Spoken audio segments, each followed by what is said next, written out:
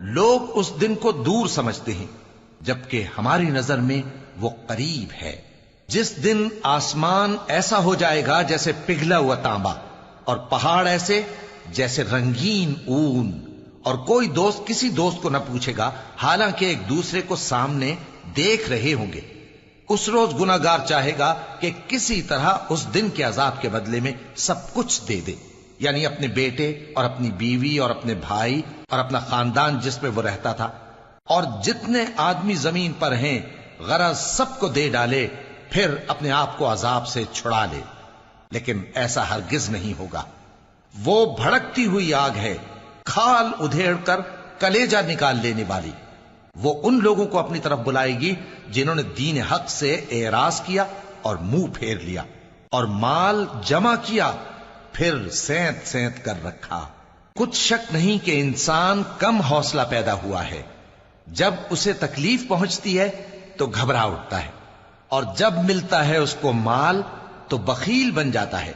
مگر نماز ادا کرنے والے جو نماز کا التزام رکھتے اور ہمیشہ پڑھتے ہیں، اور جن کے مال میں حصہ مقرر ہے، یعنی مانگنے والے کا اور نہ مانگنے والے کا، اور جو روز جزا کو سچ سمجھتے ہیں، اور جو اپنے پروردگار کے عذاب سے خوف رکھتے ہیں، بے شک ان کے پروردگار کا عذاب ہے ہی ایسا کہ اس سے بے خوف نہ ہوا جائے۔ اور جو اپنی شرمگاہوں کی حفاظت کرتے ہیں مگر اپنی بیویوں یا باندیوں سے کہ ان کے پاس جانے میں انہیں کچھ ملامت نہیں، اور جو لوگ ان کے سوا اور طریقے ڈھونڈیں تو وہ حد سے نکل جانے والے ہیں، اور جو اپنی امانتوں اور اپنے عہد و پیمان کا پاس کرتے ہیں، اور جو اپنی گواہیوں پر قائم رہتے ہیں، اور جو اپنی نماز کی پابندی کرتے ہیں، یہی لوگ جنتوں میں عزت و اکرام سے ہوں گے۔ تو اے نبی، ان کافروں کو کیا ہوا ہے کہ تمہاری طرف دوڑے چلے آتے ہیں، دائیں اور بائیں سے گروہ گروہ ہو کر جمع ہوتے جاتے ہیں؟ کیا ان میں سے ہر شخص یہ امید رکھتا ہے کہ نعمت کے باغ میں داخل کیا جائے گا؟ ہرگز نہیں۔ ہم نے ان کو اس چیز سے پیدا کیا ہے جسے یہ جانتے ہیں، پس مشرقوں اور مغربوں کے مالک کی قسم کہ ہم طاقت رکھتے ہیں، یعنی اس بات پر کہ ان سے بہتر لوگ بدل لائیں، اور ہم عاجز نہیں ہیں۔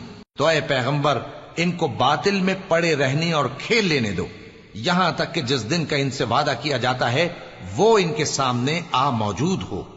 اس دن یہ قبروں سے نکل کر اس طرح دوڑیں گے جیسے کسی مقابلے کے نشان کی طرف دوڑے جا رہی ہوں۔ ان کی آنکھیں جھک رہی ہوں گی اور ذلت ان پر چھا رہی ہوگی۔